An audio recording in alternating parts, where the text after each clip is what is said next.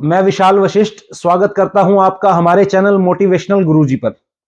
और आज के जो हमारे मोटिवेशनल गुरुजी हैं वो सच में एक गुरुजी हैं। उनके लाखों स्टूडेंट्स हैं। एक छोटे से गांव से कहानी शुरू होती है और कहानी जाकर के मिलती है 200 कोचिंग सेंटर्स पे, जहां आज लाखों स्टूडेंट शिक्षा जो है प्राप्त कर रहे हैं, अपनी सरकारी नौकरी का सपना जो है उसे साकार कर रहे हैं। और ज्ञान की कोई सीमा नहीं है दोस्तों। ये जो है हमें इन कोचिंग सेंटर के जो डायरेक्टर हैं उनसे मिलने के बाद में पता लगा। बुक्स की तरफ क्या रुझान होना चाहिए स्टूडेंट्स का, किस तरह की दिनचर्या और लाइफस्टाइल होना चाहिए, इस तरह की ज्ञान की बातें जो हैं नॉर्मली ये करते रहते हैं। तो आज हम आपको मिलवाएंगे आईसीएस कोचिंग सेंटर के डायरेक्टर श्रीमान परिमल कुमार जी से। उनके विचार आप तक पहुंचाएंगे, उनका क्या माइंडसेट है स्टूडेंट्स को लेकर के और एजुकेशन को लेकर के आप तक विचार रखेंगे। दोस्तों, एक अपील मैं करना चाहूंगा कि वीडियो को अंत तक देखें, क्योंकि अगर वीडियो को आप अंत तक नहीं देखेंगे तो आप सामने वाले के जो विचार हैं समझ नहीं पाएंगे कि कहना क्या चाह रहा है।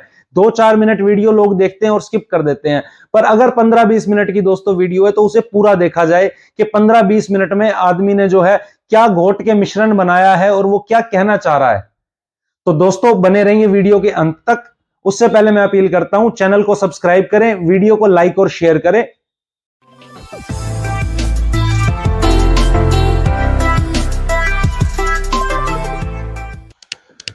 तो दर्शकों, मेरे साथ मौजूद हैं श्रीमान परिमल कुमार जी।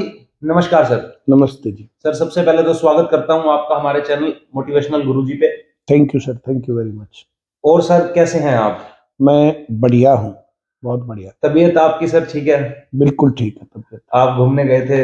हाँ, श्रीनगर घूम के आए। वहां पर थोड़ा सा जो खांसी का दस्का लग गया था, वो तो एक रूटीन प्रोसेस है, हो जाएगा ठीक। और सर जो आप काम कर रहे हैं जी, उसके अंदर क्या इसका इम्पैक्ट आया थोड़ा सा? मैंने जो है कल शुक्रवार को इसकी छुट्टी लेनी पड़ गई थी। वैसे जनरली मैं छुट्टी लेता नहीं हूँ, लेकिन वो जो है खांसी का जो है थोड़ा सा ज्यादा दस्का था, तो 1 दिन की छुट्टी ली। और फिर ये न्यू ईयर पर 2 दिन की वैसे छुट्टी हो रही थी, तो 3 दिन की छुट्टियों में जो है रेस्ट हो गया। जी सर, ये जर्नी कैसे स्टार्ट होती है? एक गांव से लेकर के 200 सेंटर जो खोल दिए गए और हजारों और मैं समझता हूं कि लाखों की संख्या में स्टूडेंट्स जो हैं यहाँ पर आए हैं, एजुकेशन करी है अपनी पूरी यहाँ से और गवर्नमेंट जॉब्स भी हासिल करी है। इस सफर सर एक शॉर्ट में अगर करें तो कैसा सफर था ये? मेरे पिताजी किसान थे, गांव के स्कूल में 5वीं तक पढ़ा, उसके बाद हिंदू स्कूल में मैं सोनीपत पढ़ा, उसके बाद हिंदू कॉलेज में ग्रेजुएशन की। वहां तक हमारे सामने कोई रास्ता नहीं था कि क्या करना लाइफ में क्या नहीं। हम लोगों को पता था कि 2-4 लाख रुपए लगते हैं, नौकरी लग जाते हैं। लेकिन जैसे जैसे वो 12वीं पास हुई, ग्रेजुएशन हुआ, तो ये पता चला कि किसको वो रुपए दे रहे हैं, वो सिफारिश चाहिए, और जो है कोई जुगाड़ बनेगा तो बात बनेगी, नहीं तो नहीं बनेगी। और उस प्रकार का जुगाड़ हमारा नहीं था जी। मेरा एक फ्रेंड जो है दिल्ली तैयारी करने गया, तो उसने कहा कि दिल्ली तैयारी करेंगे तब नौकरी लगेगी। तो मैंने उसका मजाक उड़ाया कि दिल्ली तैयारी करके नौकरी थोड़ी लगती है। तो उसने कहा कि तैयारी करके भी नौकरी लगती है, जुगाड़ों से भी लगती है, तैयारी करके भी लगती है। और फिर हम दिल्ली गए, वहां पढ़ाई की, पढ़ाई करके तैयारी करके, और नौकरी के रास्ते पर जब तक हम जो है बिल्कुल मंजिल पर पहुंचते, उससे पहले मुझे वहां पर पढ़ाने का ऑफर मिला। पढ़ाने में गवर्नमेंट जॉब की बजाय ज्यादा इनकम थी, ज्यादा पैसे मिल रहे थे। तो मुझे लगा कि एक नौकरी छोड़ देता हूँ, अगली नौकरी तक और पढ़ा लेता हूँ, फिर ये छोड़ देता हूँ, अगली तक और पढ़ा लेता हूँ। तो जैसे जैसे वहां पढ़ाता गया, एक्सपीरियंस बढ़ता गया, तो वैसे वैसे वहां इनकम बढ़ती गई। तो फिर फाइनली मैंने डिसाइड किया कि मैं लगातार पढ़ाता जाऊंगा तो मैं गवर्नमेंट जॉब की बजाय ज्यादा पैसे कमा सकता हूँ। ना ऊपर के पैसे कमाने, ना कोई गड़बड़, ना कोई दिक्कत, और जो है अच्छा काम है, बहुत अच्छा काम, तो लगातार पढ़ाते रहेंगे। तो ये मेरे मन में आया, और फिर ये विचार मैं करने लग गया था कि और 1-2 साल की तैयारी के बाद मैं अपना सेंटर खोल लूंगा। 2008 में सोनीपत में हमने जो है यहाँ पढ़ाना शुरू किया, और 2009 में हमने आईसीएस बनाया था।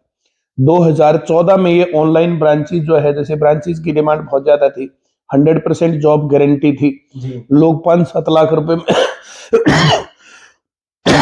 5-7 लाख रुपए में लोग नहीं लग पाते थे, हम 5,000 रुपए में नौकरी लगवा देते थे बच्चों को पढ़ा करके, तैयारी करके। तो उस कारण से जो है भीड़ और डिमांड लगातार बनी रही। उसके बाद ब्रांचेस की इंक्वायरी आने लग गई। मैंने कहा पढ़ाएगा कौन? फिर ये टेक्नोलॉजी हमारे पास आई कि जो हम यहाँ पढ़ा सकते हैं यही टेक्नोलॉजी के माध्यम से दूसरी जगह पर डिलीवर हो सकता है। शुरुआत में लोगों ने बहुत मजाक उड़ाए, बोला ये टीवी चलता है, इस टीवी के ऊपर कौन पढ़ेगा। जी और बहुत लोगों ने गालियां दी कि जो है इनको अपने प्रॉफिट से मतलब है, मुनाफे से मतलब है, दुनिया की करियर से इनको क्या लेना देना, जी लोगों की जिंदगी खराब करने से इनको क्या लेना देना। लेकिन मुझे ये दिख रहा था कि अच्छे टीचर्स की भारत में बहुत कमी है और उन टीचर्स की तो बहुत ज्यादा कमी है जो सरकारी नौकरी की गारंटी दे सके। तो हम लोगों ने जो टीम बनाई थी और जो टीम वर्क हमारा था, तो इसी आधार पर हर जगह पर लोग नौकरी लगेंगे। 14 में हमने पानीपत खोला, 15 में गुड़गांव खोला, फिर 16 में हम लोगों ने करनाल और सिरसा खोला और धीरे धीरे ये जो है सब आगे बढ़ा और आज आपके सामने। तो दोस्तों शॉर्ट में एक जर्नी बताई है परिमल सर ने कि गांव से लेकर के कैसे 200 सेंटर बन गए, काम उस स्तर का किया है कि रिजल्ट उस स्तर के आए हैं। जी, ग्राउंड लेवल पर आपने काम किया सर और तब ये लेवल आज बना है। कई हजार बच्चे टॉप कर चुके हैं, फर्स्ट रैंक ले चुके हैं। जी जैसे अलग अलग एग्जाम्स में सोनीपत में, जैसे मैं कई नाम ही भूल गया मैं, जैसे अब हजारों की संख्या में है मैं सोनीपत के। हो जाता है हाँ, कई बार। जैसे राठतना की एक लड़की थी, एक जो है वो खेड़ी गुज्जर की लड़की थी, उन्होंने टॉप किया था कंबाइंड रूप से। बहुत सॉरी, सारे स्टूडेंट्स होते हैं सर, तो नाम हाँ स्लिप हो जाता काफी है, दिन हो कोई गए ऐसी तो। बात नहीं है। ठीक, क्योंकि ज्यादा संख्या में जब स्टूडेंट्स आने लगते हैं हाँ, तो एक एक को रिमाइंड रखना ऐसे याद रखना थोड़ा सा मुश्किल हो जाता है।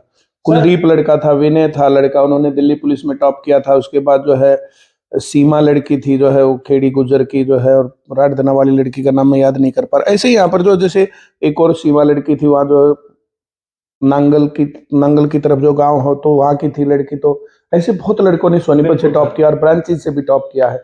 विकास निर्मल है सिरसा का, एक प्रमोद लड़का था, ओमवीर लड़का रोहतक का था, बहुत बच्चों ने टॉप किया ऐसे।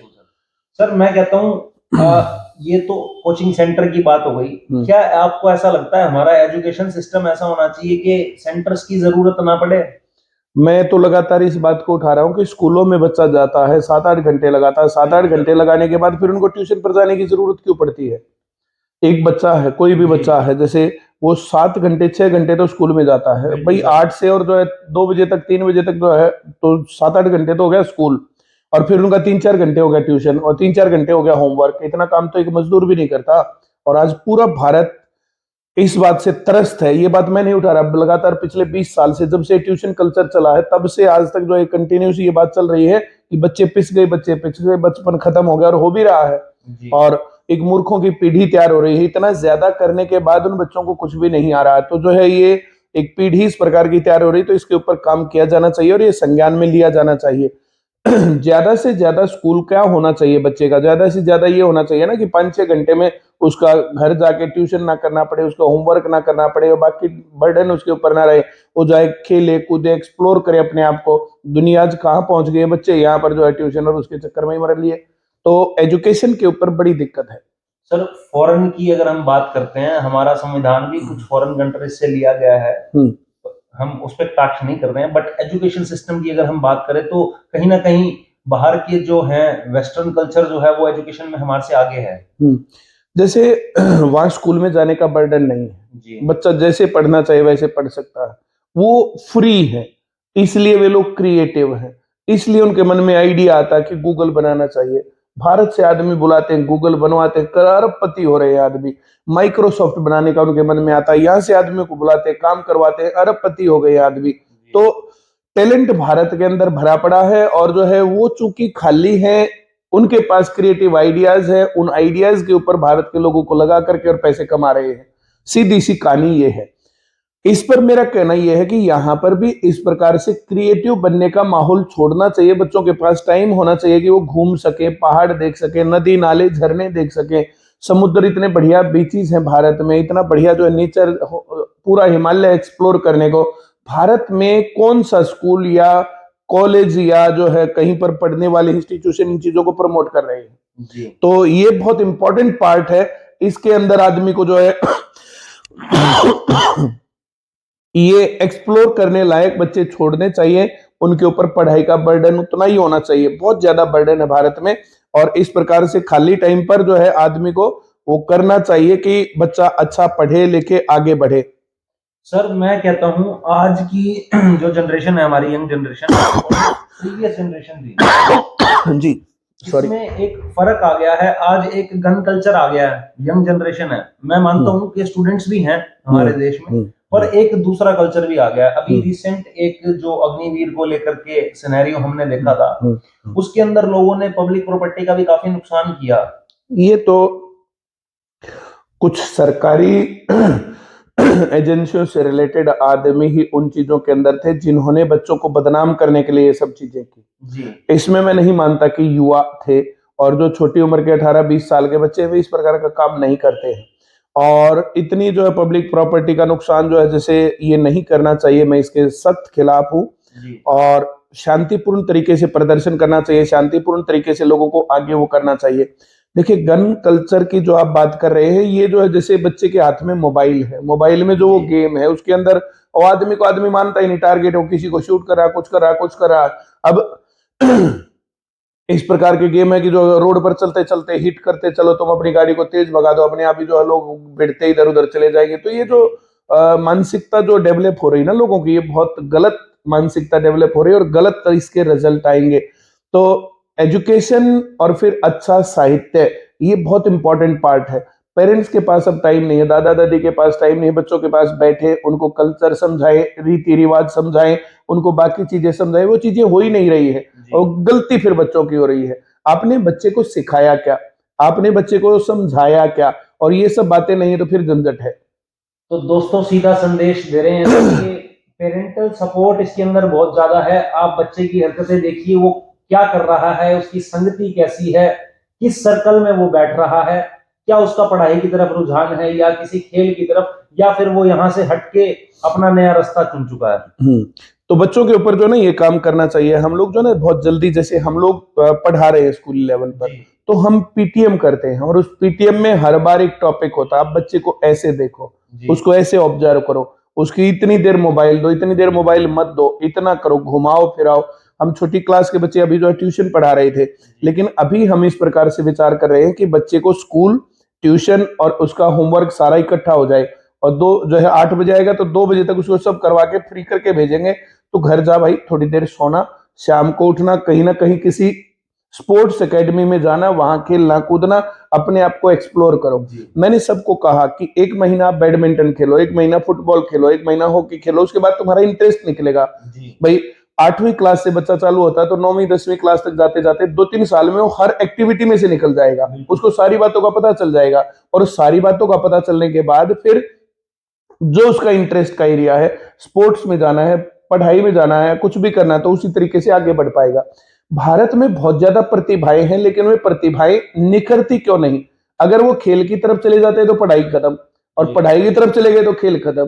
तो इस प्रकार का सिस्टम बन गया है। अब 8वीं 9वीं 10वीं क्लास में किसी भी आप बच्चों को देख लो, जो अच्छा बच्चा है तो वो जो है ट्यूशन की दाब में ऐसे मर गया है, स्कूल की दबाव में ऐसे मर गया, कभी उसका कुछ चल रहा है, कभी कुछ चल रहा है। तो वो एक फ्री माइंड नहीं है। जैसे हम लोग थे तो हमारे पास शैतानी करने का कितना टाइम होता था, हम लोगों को कितने उल्हाने आते थे। मैं बच्चों से पूछता हूँ कि कभी तुम्हारी कोई शिकायत आती है? बोला ना जी, शिकायत क्यों नहीं आती? क्रिएटिव दिमाग ही नहीं है, क्रिएटिविटी है ही नहीं। हम चलते चलते किसी को छेड़ दिया, अब वो जो उसके घर से उलाना आएगा ही आएगा या कुछ और करेंगे। तो इस प्रकार की चीजें आज के टाइम पर बच्चों के पास है ही नहीं। और जो है दिवाली के पटाखे छुड़ाते थे तो जो सारे गांव के इकट्ठे होकर के चलो इधर उधर, ये वो, किसी की पूरी मांग लग गई तो जो फिर जूत बज रहा गाँव में। अब वो उस प्रकार के उलाने और शिकायत और वो सारी चीजें कहाँ है? वो क्रिएटिविटी दब गई। पढ़ाई के बोझ में नंबर ज्यादा आ रहे, कमा रहे, इस बात को हटाकर देखे एक जिंदा इंसान जो होना चाहिए, जैसे एक स्वस्थ मानसिकता के साथ आदमी होना चाहिए, वो नहीं है।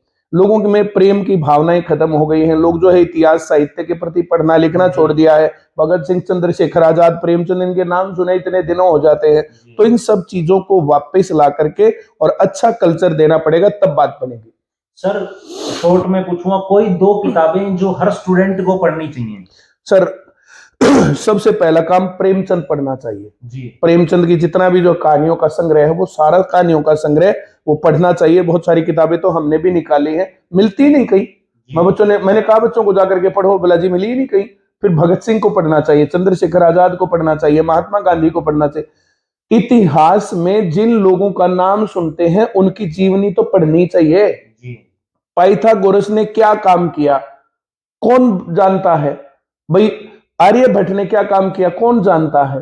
बिल्कुल। वराहमिहिर ने क्या किया काम? मुल्ला दो प्याजा ने क्या काम किया? अब जो अकबर के नवरत्न थे, चंद्रशेखर के नवरत्न थे, अष्टदिग्गज थे शिवाजी के, और जो इस प्रकार की चीजें किसने सुनी है और किसने पढ़ा है? अब जो भारतीय संस्कृति का पतन हो गया तो भारतीय संस्कृति को किसने पढ़ा और किसने आगे बढ़ाया? कौन से सिलेबस में है? सिलेबस से किताबें जो है सरकारों ने सुनिश्चित तरीके से, सुनियोजित तरीके से, षड्यंत्र के तहत हटा दिया। पूरा इतिहास उस प्रकार से जो करप्ट कर दिया, लोगों को पता ही नहीं कि भारतीय विकास हुआ कैसे, अंग्रेजों के कारण क्या नुकसान हुआ, मुसलमानों के कारण क्या नुकसान हुआ, मुगलों के कारण क्या नुकसान या फायदा हुआ। तो ये सारी चीजें जो चीजें है ना, तो भारतीय संस्कृति जो यहाँ तक पहुंची, किस प्रकार से भारतवर्ष अखंड बना, कैसे टुकड़े थे, क्या कहानी थी। भाई देश आजाद होने के बाद भी कितनी ज्यादा 556 या 356 रियासतें हैं। अब वो मैं इतिहास का स्टूडेंट नहीं हूं और मेरा वो काम भी नहीं है, बहुत दिन हो गए पढ़ाए वो। अब तो मैं मैथ पढ़ता हूँ। कितनी रियासतों को जोड़ा, तो भारत कितनी प्रकार की विविधताओं का देश था और उस चीज से फिर जो है देश यहाँ तक कैसे पहुंचा, तो वो एक रियल लेवल पर पढ़ाई कहीं नहीं है। अब किसी भी किताब में इस प्रकार का जो है ज्ञान नहीं है, तो ये ज्ञान इस तरीके से देना चाहिए, रियल ज्ञान। उससे आदमी को रियलिटी का पता चलता है और फिर आगे क्या भविष्य तब पता चलता है। सर हमारी संस्कृति को मिटाया गया ये आप कहते हैं, तो एक जो हिंदू राष्ट्र का मुद्दा आता है उसमें आप एज अ टीचर क्या कहते हैं? देखो, हिंदू राष्ट्र या मुस्लिम राष्ट्र या कोई भी जो है, भारत में सर्वधर्म जो है लोग रहते हैं, सभी लोग रहते हैं और सभी को रहने का अधिकार है। भाई आप मुस्लिम है या हिंदू है, मैं हिंदू हूं या मुस्लिम हूं, तो एक दूसरे से लड़ने झगड़ने की क्या जरूरत है? ये पॉलिटिक्स की बात है और आपस में वो लोग लड़वाते रहते हैं, फूट डालो और राज करो जी। इसके अलावा इस बात का क्या मतलब है? औचित्य क्या है इस बात का? सब लोग जब साथ साथ रह रहे हैं, सह अस्तित्व है, तो आज क्या करें? आज भारत से हिंदुओं को, मुसलमानों को या ईसाइयों को या सिखों को कहां निकाल सकते हैं अलग? और सब लोग जो है साथ में रहते, तो जैसे पूरे शहर में, और जब ये चुनाव आते हैं उस टाइम पर जो ये बातें जो हो बढ़ने लगती है, बाकी टाइम पर फिर शांत रहता है। और तो जो पंचायत के इलेक्शन होते हैं उसमें भी हो जाता है, कहीं जाति के आधार पर है, कहीं ठोले के आधार पर है। जैसे हमारे गांव में जो अपने में बात करें तो खतरी बुधवार खराब, इस प्रकार का ये मामला तब चलेगा जब चुनाव आएगा, उसके अलावा फिर शांत। या कुछ गांव के फालतू निठल्ले आदमी, उनको ये काम रहता है, उसके अलावा कोई दिक्कत नहीं है। तो दोस्तों बहुत सुंदर जो है उत्तर दिया है। जो एक शिक्षा के क्षेत्र में व्यक्ति है उसके लिए सब समान रहता है, क्योंकि जिसने पढ़ना है वो पढ़ेगा और जिसने इस तरह की विचारधारा रखनी है वो इस तरह की विचारधारा ही रखेगा, उसी को कंटिन्यू करेगा। तो सर अब बात आती है कि 200 सेंटर हैं, हजारों लाखों की तादाद में बच्चे हैं, तो एक बिजनेस से जोड़ा गया इस चीज को, तो मैं तो सपोर्ट करता हूं इस चीज को कि अगर कोई व्यक्ति कर रहा है 200 सेंटर चलाना कोई मजाक नहीं है सर, अगर कोई कह देता है, पर फिर भी आप क्या जवाब देते हैं उन लोगों को? जैसे बिजनेस की बात कर रहे हो जी, बिजनेस, कुछ लोग बच्चों को जुआ खिलाते जी, वो अपने घर की जमीन जायदाद और सब कुछ चीजें उड़ाते हैं, ये होता है बिजनेस। लोग दारू बेचते हैं, लोग दूसरे के बच्चों को बिगाड़ते हैं, वो ये सोचते हैं कि ये मांगे का लड़का और दारू पीने लग जाए ना, तुम्हारा एक पौवा रोज का और बिकने लग जाएगा। ये होते हैं बिजनेस। एक बिजनेस होता है जो दूसरों की जिंदगी को, हम सुबह शाम उठते बैठते ये सोचते हैं कि इस लड़के को ये बात समझ में नहीं आ रही तो कैसे समझाएं। एक बिजनेस है दुनिया के करियर को बनाने का और दूसरा काम है उसको उजाड़ने का। जैसे इस बिजनेस की जरूरत क्यों पड़ी? ये शिक्षा जो सरकार की जिम्मेदारी होनी चाहिए थी, सरकारी स्कूल होने चाहिए थे, सबके लिए बराबर शिक्षा का प्रावधान होना चाहिए था। अब वो चीजें नहीं है तो लोगों को इधर उधर देखना पड़ा और इसके तहत जो है अलग अलग जगहों पर शिक्षा के जो है ये हब डेवलप हुए और ये लोग शिक्षण को आगे ही बढ़ा रहे हैं, क्वालिटी को आगे बढ़ा रहे हैं। हम लोग जब पढ़ते थे तो ब्लैक बोर्ड भी इस प्रकार का होता था, उसमें चाक चलता नहीं था। ब्लैक बोर्ड से व्हाइट बोर्ड आए, मार्कर आए, उसके बाद आज जो है इंटरेक्टिव बोर्ड के ऊपर। तो कौन से सरकारी स्कूलों में उस प्रकार की फैसिलिटी है? इन सब चीजों से लोगों का दिमाग खुल रहा है, लोगों को जो है हम जो है रास्ता दिखा रहे हैं और ये बिजनेस है। और बिजनेस करने में क्या दिक्कत है? क्या भारत में बिजनेस बैन है? क्या असंवैधानिक है, गैर कानूनी है? क्या दिक्कत है? मैं तो साफ साफ बोलता हूं कि ये हमारा बिजनेस है। बच्चों के लिए ये नौकरी पाने का मंदिर है। बच्चे जो यहाँ से आप किसी दिन आना, जब जो है बच्चे आज छुट्टी है, किसी दिन आए तो यहाँ पर जो ना वैसे जो है मंदिर पे जैसे तुचकार के चढ़ते हैं वैसे चढ़ते हैं। और जैसे हम यहाँ पर खड़े हो जाए तो जो है ना वो जो है वो पैर छूने वाला, हम यहाँ खड़े नहीं हो सकते, इतना पैर छूने का सिलसिला। और नमस्ते करते करते किसी दिन यहाँ ड्यूटी होता है ऐसे गर्दन, नमस्ते बेटा, नमस्ते बेटा, नमस्ते बेटा, गर्दन दुखने लगती है। ये चीजें ऐसे थोड़ी खड़ी होती है। और जैसे जितने भी लोग थे, जैसे आचार्य गुरु द्रोण थे जी, अब वो भी तो पढ़ा रहे थे, उनको जो है राज्य की तरफ से ही तो जो है संरक्षण मिला हुआ था, राज्य की तरफ से उनको पैसे मिलते थे, राज्य की तरफ से सब कुछ चलता था, वरना वो कैसे कर लेते। अब वहां उनको पैदा करना और खेती करवाना, शिकार करवाना, ये उनका काम था, वो सिखाना, वो सीख रहे थे। उस प्रकार की पढ़ाई आज नहीं है, आज दूसरे लेवल पर पढ़ाई चली गई है। अब सब लोगों को अनाज पैदा करना आता है, शिकार करना जो अगर किसी को करना तो आता है। हरियाणा में तो इस प्रकार का कल्चर नहीं है, वरना गोवा वगैरह हम गए हैं कई बार, तो वहां लोग जो अपने पेरेंट्स जो है, माँ बाप और बच्चे जो है जाकर के जो है मछली पकड़ के लाते हैं और कुछ करते हैं। इसी प्रकार से जंगलों के आसपास जाते हैं, जैसे कटनी में हम लोग गए थे तो वहां पर जो है लोग जाते हैं, शिकार करते हैं और उसको बना के खाते हैं। तो अलग अलग लेवल का जो है जो एक कल्चर था वो अब सब लोगों को आता है। अब जो पढ़ाने का काम हो गया, अब तो पढ़ना लिखना, दिमाग का विकास करना, पढ़े लिखे काम करना, सॉफ्टवेयर डेवलप करना, आर्टिफिशियल इंटेलिजेंस डेवलप करना, अब जो नेक्स्ट लेवल पर बात पहुंच गई। पहली औद्योगिक क्रांति, उसके अंदर भाप का इंजन बना था, पूरा यूरोप आगे निकला जी। उसके बाद सॉफ्टवेयर की बात आई, अमेरिका आगे निकला। अब जो आर्टिफिशियल इंटेलिजेंस की बात चल रही तो चाइना आगे निकल रहा है। तो अब तो जो है ना ये आज हम वो बातें नहीं कर सकते हैं कि पत्थर को नुकीला बना के हथियार बनाया जाएगा। आज हम वो बात नहीं कर सकते कि बैल हल से जो है खेती करके हम लोग डेवलप हो जाएंगे। तो जो चीजें सिखाने की जिस दौर की जरूरत होती है, आज दौर बहुत आगे बढ़ गया है। तो आज पढ़ाई का स्ट्रक्चर भी बदल गया है, लोगों के काम करने का, सोचने का तरीका भी बदल गया है। तो आज के हिसाब से उन बातों को जो है जिंदगी में जो रेलेवेंट चीजें हैं उनके ऊपर काम करना पड़ेगा और बात तब आगे बढ़ेगी। बिल्कुल सर। एक चीज और है, डिजिटल एजुकेशन जो अब चल गई है फोन के माध्यम से। हम मेरे को अपना जो टाइम याद है, हमारे को बोर्ड पेपर जो होते थे 10वीं के, एक हाइप होती थी कि हाँ जी बोर्ड के एग्जाम है, सेंटर दूर आया करता था। क्या वो चीजें अब बदल गई और एजुकेशन पे इम्पैक्ट भी उस चीज का आया है? उसका बहुत ज्यादा इम्पैक्ट आया है। जैसे नो डिटेंशन पॉलिसी सरकार ने लागू करी, उसके अंदर बच्चे को फेल नहीं करना, बच्चे को धमकाना पीटना नहीं, कुछ भी नहीं करना। अब बच्चे टीचर के पास कुछ है ही नहीं तो बच्चा उसकी इज्जत क्यों करेगा और रिगार्ड क्यों करेगा। और ऐसा होने के बाद फिर जो टीचर्स को क्या करें, टीचर्स ने बहुत कंप्लेंट की कि अब हम क्या करें बच्चों का, बोला भाई कुछ होने दो, तुम बस इनको जो है रोक के रखो, मारना पीटना धमकाना फेल करना कुछ भी नहीं करना। उसके कारण भारत में अब जो है कहाँ जो है ये सुनने को मिलता है बहुत अच्छी एजुकेशन है। दो टाइप की एजुकेशन भारत में आज है। एक है जो इंडिया जिसको बोलते हैं, जिसको डेवलप्ड बोलते हैं, जो लाखों रुपए फीस देकर के अपने बच्चों को पढ़ा रहे हैं प्राइवेट और कॉन्वेंट स्कूलों में।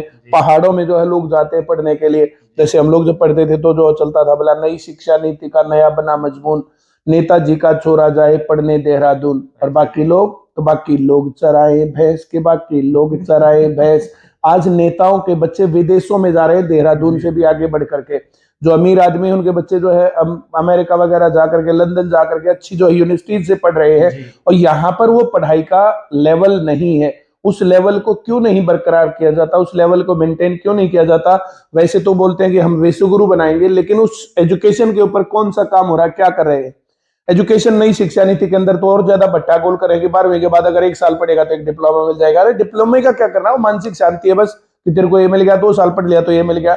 उनका ये क्यों नहीं होता भाई, जब तक तेरी पूरी एजुकेशन नहीं तब तक तेरे को कुछ नहीं मिलेगा। और बच्चे को जो पूरा पढ़ने के लिए प्रेरित किया जाए, तो इसको सब लोग कह रहे हैं वाह वाह वाह वाह बहुत बढ़िया। क्या बढ़िया इसमें, पढ़ाई का पहले जो सत्यानाश है उससे और ज्यादा सत्यानाश हो जाएगा। मैं तो शिक्षा मंत्री जैसे हरियाणा का या भारत का या किसी भी राज्य का, मैं ये चैलेंज करके पूछता हूं कि 8 साल हो गए बीजेपी की सरकार को, कितनी बार कितने स्कूलों में जाके एक जो है ग्राउंड रियलिटी का जायजा लिया। मंत्री जाकर के कहां पर ग्राउंड रियलिटी का जायजा लेते हैं। कहीं पर भी जो कार्यक्रम होते हैं उनके कुछ चमचे जो है इस प्रकार से ये सब चीजें गिरी रहती है, वही से वाह जी वाह जी वाह जी वाह जी, बाकी पब्लिक कहां जुड़ी हुई है सरकारों से। तो ये बड़ी जो है चैलेंजिंग बात है। और एजुकेशन के ऊपर हम लगातार, रोजगार के ऊपर हम काम करते हैं और इस बात को उठाते हैं तो हम लोगों को बोलते हैं कि ये सरकार का विरोधी है। ये सरकार के खिलाफ चलता है। अब हम एक अच्छी बात को बताने के लिए कहाँ जाएं? तो कोई चैनल प्लेटफॉर्म कुछ तो हो, हम वहां बताएं। अब वो कुछ है ही नहीं, तो फिर बच्चे प्रदर्शन करते हैं, जैसे अग्निवीर का जिक्र कर रहे थे, पेपर लीक के ऊपर बच्चों ने प्रदर्शन किया भाई। जो है जैसे ये धांधली होती है उसके ऊपर फेयर सिलेक्शन के लिए, और बच्चों ने कामयाबी भी पाई है। अब एसएससी में हरियाणा में जितने भी पेपर हुए हैं वो लीक हुए नहीं, गड़बड़ हुई नहीं है, पढ़े लिखे लोग आगे लगे हैं और भर्तियां नहीं निकल रही। इसके ऊपर जो है खूब आवाज उठाई तो खूब जो है भर्तियां भी निकल रही हैं। और 2022 तो खत्म होते होते मैं ये कह रहा हूं कि दिसंबर में कम से कम 20 रिजल्ट आए, बड़े बड़े रिजल्ट 20। तो लाखों की संख्या में नौकरियां लग रहे हैं बच्चे, और लाखों की संख्या में आगे बढ़ रहे हैं लड़के। बच्चों ने अपना अधिकार लिया है। ये सर दिल्ली की एजुकेशन पॉलिसी जो चेंज है केजरीवाल गवर्नमेंट आने के बाद, तो आप उससे कोई सहमत हैं कि अमेरिका से भी आए थे जो सांसद उनके, तो उनको भी दिल्ली का स्कूल दिखाया गया था? सर आंखें बनाने के लिए ना कुछ भी दिखा दो जी, 1 2 4 स्कूल बढ़िया बना दो जी, है ना। जैसे जो सब लोग पढ़े वहां तक उतना काम नहीं है, बाकी स्टेट्स की बजाय उन्होंने काम किया है, लेकिन उतना नहीं किया कि जितना हो सकता है। जी, अब वो दिखाने के लिए बहुत बढ़िया काम है, दिखाने के लिए। और जो कुछ स्कूलों को उन्होंने जो है बिल्डिंग बना देना सिर्फ काम नहीं है, उसके साथ और बहुत सारे काम होने चाहिए। और कुछ काम करके दिखाया है, सब कुछ नहीं। जी। तो सर एक थोड़ा सा सवाल अब और करते हैं। हाँ आप हाँ मीडिया में भी रहते हैं जैसे, जी जी तो एक अभी हमने रिसेंटली आपका वीडियो देखा था और किसी शिक्षक के साथ उसमें जो थी आपकी बातचीत हुई और बहसबाजी हुई, तो वो मुद्दा सर कुछ लोगों ने कहा जी ये तो परिमल जी पब्लिसिटी स्टंट कर रहे हैं। नहीं, किस टीचर के साथ बहस एक हुई? वीडियो आपकी वायरल हुई थी सर, कब? कुछ समय पहले की बात है। नहीं, मेरी किसी शिक्षक से तो कोई बहस नहीं हुई शायद, जो जो हो मुझे। सकता है सर मेरे पास गलत अंदेशा हो, पर हाँ हाँ, वो बातचीत क्या थी बताइए जरा बात। सर बिगड़ गई थी बातचीत थोड़ी सी आपकी उनके साथ में, और भाई तुम्हें किसने रख रखा है और इस तरह के लफ्ज उसमें आप प्रयोग कर रहे थे। शायद किसी शिक्षक से मेरी ऐसी नहीं बिगड़ी। बहुत क्योंकि लंबे समय वीडियो से। काफी चली वो। कब? मुझे याद नहीं आ रहा ऐसा कुछ। अच्छा जी। हाँ, मेरा शिक्षक का इस प्रकार से अभी तो जो पिछले जो किसी 5-4 और साल में तो कोई भी नहीं। किसी और एरिया में आपका वो सेंटर था और आप कंट्रोल कर रहे थे उस चीज को नहीं ऐसा। डिजिटली? नहीं नहीं नहीं, पिछले 5-4 साल से तो कुछ भी नहीं हुआ। अच्छा। हाँ, उससे पहले जो जैसे पढ़ाते थे कुछ टीचर अपना छोड़ के चले जाते, चले गए, कोई दिक्कत नहीं था। तो 5-4 साल से तो कुछ भी नहीं।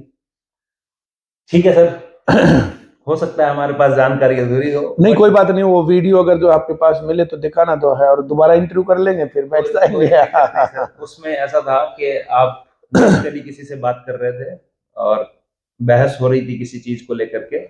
वो एक ब्रांच वाला था। ब्रांच वाला जो है, जैसे वो जो है ना, कुछ ब्रांच वाले जो क्या करते हैं कि वो जो ना मीटिंग में आते हैं, ना बात करते, ना कुछ भी करते, ना वहां से ही मेंटेन करते हैं, बच्चों अच्छा को जी। सुविधाएं नहीं देते हैं। जी, तो उन लोगों को एक को मैंने झाड़ा था, वो जो पिछले 2 साल पुरानी बात है वो। जी, ये इससे लॉकडाउन से पहले की बात है। एक जी। ब्रांच वाला था, टीचर नहीं था। अच्छा। हाँ, कुछ जो है ना, जैसे बहुत सारे लोगों ने जो है आईसीएसई इतना चल रहा है, आईसीएसई इतना चल रहा है, वे हाँ, हाँ। टीचिंग बैकग्राउंड से नहीं थे।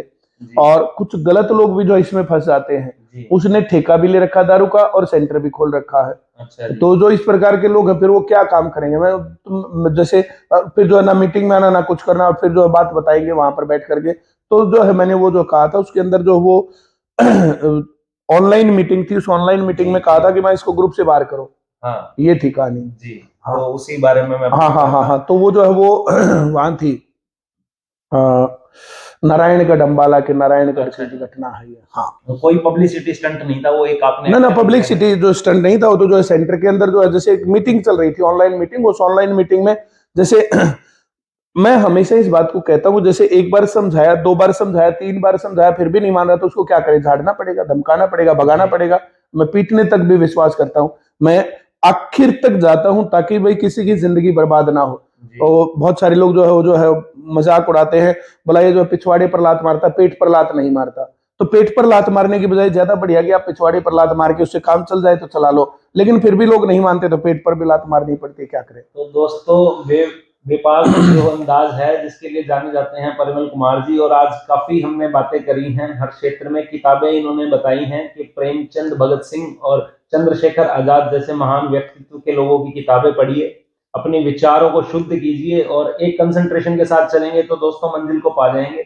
सर, और कोई आप टिप देना चाहें हमारे चैनल के माध्यम से कि कंसंट्रेशन अगर किसी का नहीं बन रहा है तो किस तरह से उसको बिल्डअप किया जा सकता है? यार कंसंट्रेशन तब नहीं बनता ना, मुझे नौकरी चाहिए कि नहीं चाहिए, मुझे जिंदगी में सफल होना है कि नहीं होना है। कंसंट्रेशन तो तब नहीं बनता जब जिस आदमी को मुझे भाई सफल होना है, मुझे नौकरी लगना, मुझे ये काम करना है, तो उसे हर एक आदमी को ऐसे जो करना पड़ेगा।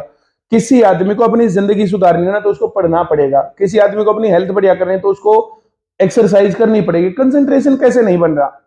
जैसे अब मुझे अपना जो सेंटर चलाना है तो मुझे मेहनत करनी पड़ेगी, क्लास में पढ़ के जाना पड़ेगा, क्लास में अच्छे तरीके से पढ़ाना पड़ेगा, अच्छे व्यवहार करने पड़ेंगे।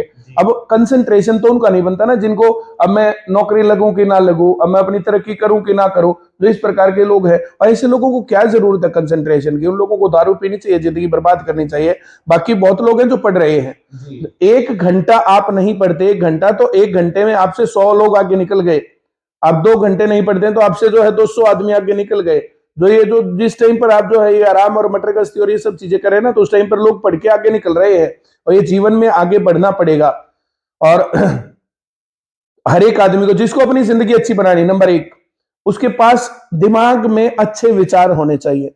नंबर 2 उसको नेचर के नजदीक होना चाहिए, पेड़ पौधे, पार्क, भाई जंगलों में कभी बार घुमाए तो पानी, नदी, नाले, पहाड़ जो भी चलता है, जो बीच है, प्रकृति के बीच में। नंबर 1 अपने दिमाग में अच्छे विचार, प्रकृति में अच्छा उसका ग्रुप होना चाहिए, अच्छा ग्रुप हो, उसके साथी अच्छे हो। अब वो जैसे ये जो है अब कपिल शर्मा का शो आता, कपिल शर्मा के शो में जो बेहद गंदगी तो है भाई सबके सामने, वो कभी किसी को फ्लर्ट करता, कभी किसी को करता, कभी कुछ करता है। मैंने 1-2 बार देख करके कभी वो शो नहीं देखा।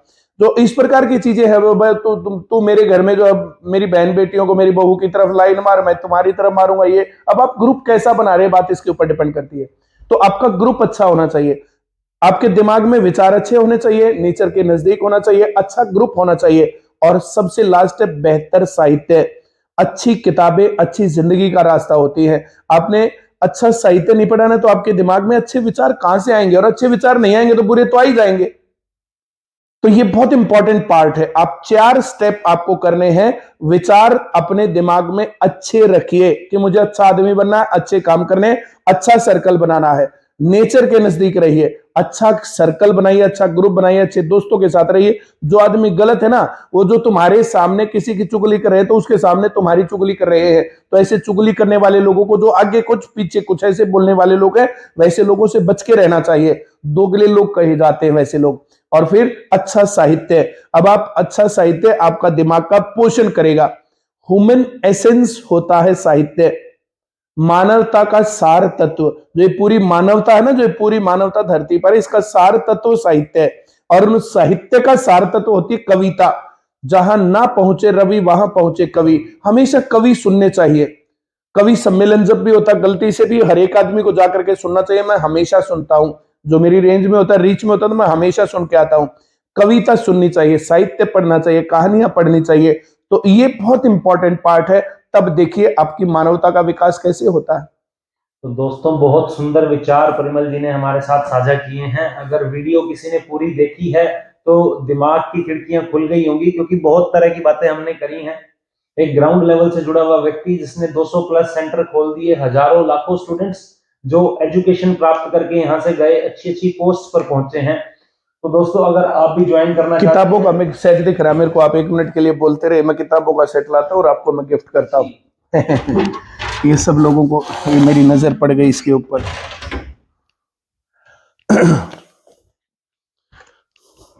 ये आपको मेरी तरफ से गिफ्ट है, आप खोल करके ले जाना। Thank you sir. मैं इसमें किताबों को दिखाता हूँ। देखिए बहुत बढ़िया किताबें इसमें हम लोगों ने डाल रखी हैं। और हम लोग कोशिश करते हैं कि लोगों तक अच्छा साहित्य पहुंचे, अच्छी चीजें लोगों तक पहुंचे।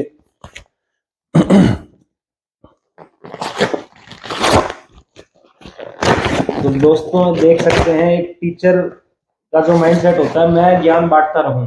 तो वही चीज है सर की कि मेरे पास अगर कुछ है तो कुछ ना कुछ लेकर ये मोहन राकेश है। ये प्रेमचंद के बाद की जो है कहानियां हैं, इसमें मोहन राकेश जी हैं। प्रेमचंद के बाद के लेखक है, बहुत बढ़िया लेखक है। भारतीय जीवन को इन्होंने उकेरा है। जी सर। ये काकड़े का तेली नामक कहानी, उपेंद्र नाथ अश्क, ये प्रेमचंद के बाद के जो है कवि हैं, लेखक है, इन्होंने लिखा। ये रूसी साहित्यकार हैं अंतोन चेखोव, इनकी श्रेष्ठ कहानियां हैं। ये प्रेमचंद की कहानियों की हमने 4 किताबें निकाली हैं। 4 किताबों में एक किताब है ईदगाह और अन्य कहानियां, लॉटरी और अन्य कहानियां, कफन और अन्य कहानियां, शतरंज के खिलाड़ी और अन्य कहानियां। ये बहुत शानदार छोटी छोटी बुकलेट के माध्यम से जो हम लोगों ने इनको निकाला, 50-40 रुपए की किताबें हैं, और ताकि जो है घर घर तक अच्छा साहित्य पहुंचे। आपके घर में अच्छी किताबें रखी है ना, तो कोई ना कोई उठा के पढ़ ही लेगा। अच्छी चीजें होनी चाहिए घर में। अब ये भगत सिंह की जो है हमने निकाली है, भगत सिंह की जो है अदालत में बयान और कुछ चिट्ठियां, 2 ऐतिहासिक लेख और कौम के नाम उनका संदेश, और ऐतिहासिक क्रांतिकारी दस्तावेज, और 3 प्रासंगिक लेख। तो ये भगत सिंह की कहानियां हैं, भगत सिंह के बारे में जानकारी है। अब लोग भगत सिंह और जो इंकलाब जिंदाबाद, इसके अलावा क्या जानते हैं? हंसते हंसते फांसी का फंदा चूमा सिर्फ इस बात पर शहीद आजम नहीं कहलाते। हंसते हंसते फांसी का फंदा तो राजगुरु और सुखदेव ने भी तो उनके साथ जिया था, तो भगत सिंह का उतना ज्यादा क्यों उनकी बजाय? तो ये उनके लेखों से पता चलता है। ये लीजिए। और फिर ये जो है जैसे डिप्टी कलेक्ट्री अमरकांत, ये देश आजाद होने के बाद की, प्रेमचंद के बाद के जो है ये साहित्यकार हैं। बहुत अच्छी कहानियां, बहुत अच्छा जीवन इन्होंने दिखाया कि किस प्रकार से देश आजाद होने से पहले और बाद में लोगों के जो है भावनाएं और सपने टूटे। तो अच्छी किताबें ये आपकी जो है मैं गिफ्ट दे रहा हूं। और इस प्रकार की जो ये किताबें हर जगह प्रमोट होनी चाहिए, हर जगह जो है आगे बढ़नी चाहिए। लोग अच्छा पढ़ेंगे तो अच्छा सोचेंगे। बिल्कुल सर। तो आज सर काफी समय आपका ले लिया, लेकिन मैं समझता हूँ जैसी ये वीडियो बन गई है और जो विचार आपने पहुंचा दिए, अगर कोई पूरा देखता है तो वाकई दिमाग की खिड़कियां खुल जाएंगी। और एजुकेशन को एजुकेशन की तरह सर अगर स्टूडेंट लेकर के चलेगा तो वो मंजिल को पा जाएगा। आईसीएस में आप आ सकते हैं, आपको बढ़िया एजुकेशन सर देंगे। और फैमिली स्कूली एजुकेशन के ऊपर पढ़ाई है। स्कूली एजुकेशन पर अगर आप फील करते हैं कि आपका बच्चा बोझ में दब गया पढ़ाई के में, तो आईसीएस में आप पता करने के लिए आइए। आपको सरकारी नौकरी लगने का डर लगता है तो आप आईसीएस में आइए, एक बार आकर के पता करेंगे। और मेहनत करने अगर आप में दम है, जैसा हम पढ़ाएं वैसा पढ़ जाओ, सिलेक्शन ना हो तो हम जिम्मेदार हैं। आईसीएस में नौकरी की गारंटी पहले दिन भी थी और आज भी है। सर गरीब बच्चों के लिए भी मैंने सुना है आप एजुकेशन फ्री देते हैं। हाँ, जो जैसे सिर्फ पढ़ाई सिर्फ पैसे के कारण पढ़ाई से दूर नहीं रहना चाहिए, उस प्रकार का जो है जैसे कोई भी वो रहता है तो हम उसको भी कंसीडर करते हैं, बच्चों को पढ़ाते हैं। तो ये बहुत बड़ा जवाब है उन लोगों को जो एलिगेशन लगा देते हैं कि बिजनेस है। अगर बिजनेस है तो जो पैसे दे सकता है उसे देने चाहिए, जो नहीं दे सकता उसका सर स्वागत करते हैं कि ज्ञान के कोई पैसे नहीं है, क्योंकि ज्ञान बांटने से बढ़ता है। तो दोस्तों आज अपनी वाणी को विराम देता हूँ और सर शुभकामनाएं और बहुत बहुत धन्यवाद सर। ऐसे ही आप कार्य करते रहें और आगे बढ़ते रहें। Thank you. Thank you sir.